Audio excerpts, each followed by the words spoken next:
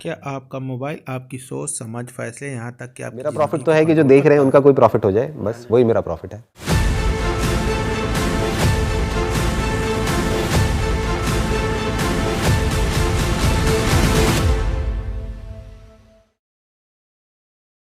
Welcome to the first episode of caught in the web. Doctor Dipankar is there with me. वो अभी आपको खुद बताएंगे उनका कितना एक्सपीरियंस है और उनकी क्या क्वालिफिकेशन है, क्या एक्सपर्टीज है। उससे पहले मैं आपको शॉर्ट में एक इंट्रोडक्शन दे देता हूं कि एग्जैक्टली इस वेब सीरीज में हम क्या करने वाले हैं। तो जो प्रॉब्लम मैंने एक लाइन में डिस्क्राइब करी थी cot in the web introduction video में, वो ये थी कि इंसान ने एक वेब बनाया है और अब इंसान खुद ही उस वेब में फंस गया है और बहुत बुरी तरीके से फंस गया है। तो जो प्रॉब्लम एक्चुअल में है वो प्रॉब्लम ये स्मार्टफोन नहीं है। प्रॉब्लम यह है कि स्मार्टफोन को हम समझ ही नहीं पा रहे कि ये क्या है और किस लेवल पे ऑपरेट कर रहा है और किस तरीके से हमारे माइंड को कंट्रोल कर रहा है। स्मार्टफोन से पहले जो भी फोन्स आए थे, for example this was the phone, इस स्मार्टफोन से पहले जिस तरह के फोन चलते थे, तो यहां तक आप कह सकते हो कि ये एक टूल था, ये एक मशीन थी जिसको हम कंट्रोल कर सकते थे अपनी लाइफ को बेटर बनाने के लिए।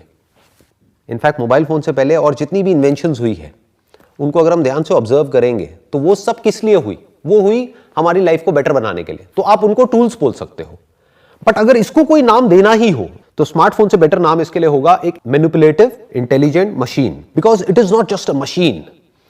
मशीन आप बोल सकते हो, फॉर एग्जाम्पल जैसे पहले के जमाने में बैलगाड़ी चलती थी तो अब कार्स चलती हैं, ट्रक्स चलते हैं, तो उसको हम एक मशीन बोल सकते हैं क्योंकि उसको इंसान कंट्रोल करता है। Even television is a tool जिसको हम यूज करते हैं, यानी कि हमारे पास में रिमोट है, हमारे पास में कंट्रोल है, उसको हम जितना चाहे उतना यूज कर सकते हैं। बट ये कोई टूल नहीं रहा। ये अभी कुछ टाइम पहले तक टूल था, जब तक कि ये यहां तक था। अब ये कोई टूल नहीं है, it is a manipulative intelligent machine. और ये जो मैं वर्ड्स यूज कर रहा हूं एक बार एक्सप्लेन कर देता हूं उसके पीछे रीजन क्या है। It is not just a machine, it is an intelligent machine.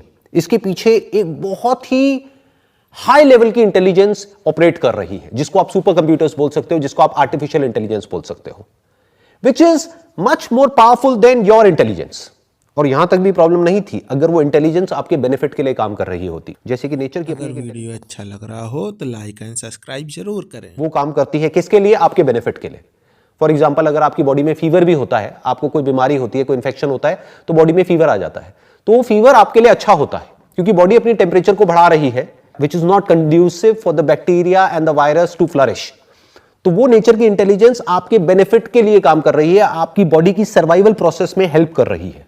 ये है नेचर की इंटेलिजेंस। बट इसमें क्या प्रॉब्लम है? Now it is no more a machine, it is a manipulative intelligent machine. मतलब क्या? इसको पीछे से मैनिपुलेट किया जा रहा है। कौन मैनिपुलेट कर रहा है? वो जो कंपनीज हैं जो इस इंटेलिजेंस के पीछे है, वो इंटेलिजेंस जिसको एल्गोरिथम बोलते हैं टेक्निकल लैंग्वेज में, जो उस एल्गोरिथम को क्रिएट कर रहे हैं या फिर मोल्ड कर रहे हैं या मैनिपुलेट कर रहे हैं, जिससे कि उनको आपकी ज्यादा से ज्यादा अटेंशन मिले और उस अटेंशन के थ्रू वो पैसा कमा सके। जितनी ज्यादा आपकी अटेंशन उन लोगों को मिलेगी उतना ज्यादा वो पैसा कमा सकते हैं। तो ध्यान से समझना, ये जो प्रॉब्लम है ये इतनी बड़ी है जिसकी कोई हद नहीं है।